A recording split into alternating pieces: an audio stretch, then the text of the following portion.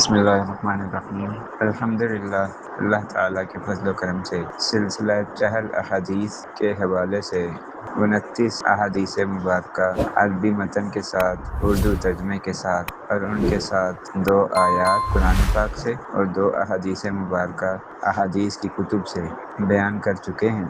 انشاءاللہ اللہ تعالیٰ کے فضل و کرم سے آج ہم حدیث نمبر 30 پڑھیں گے۔ چنانچہ حدیث نمبر 30 کا عربی متن اور اردو ترجمہ سماعت فرمائیے۔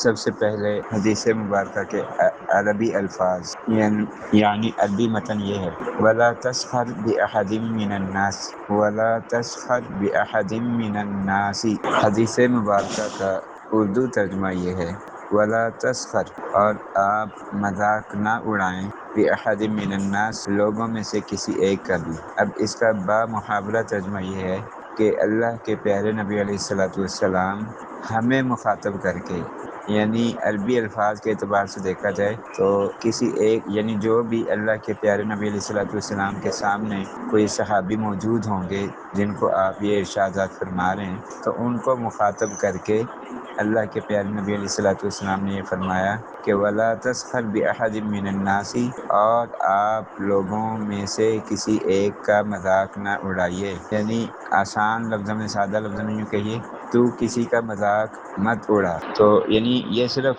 اللہ کے پیارے نبی علیہ السلام سے، یعنی اللہ کے پیارے نبی علیہ السلام نے صرف ان کو مخاطب نہیں کیا جو ان کے سامنے بیٹھے تھے، بلکہ ان کے ذریعے سے ہم سب کو، پوری امت مسلمہ کے ہر فرد کو مخاطب کر کے یہ کہا جا رہا ہے، یعنی مجھے بھی کہا جا رہا ہے، آپ کو بھی کہا جا رہا ہے، اور جو بھی یہ حدیث مبارکہ پڑھے گا اس کو کہا جا رہا ہے۔ کیا کہا جا رہا ہے؟ کہ تو کسی کا مذاق مت اڑا۔ ہاں، یہ بات بھی ذہن میں رہے کہ ایسا نہیں ہے کہ جو حدیث مبارکہ پڑھے گا اس کو کہا جائے گا، بلکہ امت کے ہر فرد کو کہا جا رہا ہے، چاہے وہ پڑھ رہا ہے اس حدیث مبارکہ کو یا نہیں پڑھ رہا، ہر ایک کو منع کیا جا رہا ہے کہ کسی کا مذاق مت اڑانا، کسی کا مذاق مت اڑانا، کسی کا مذاق مت اڑانا۔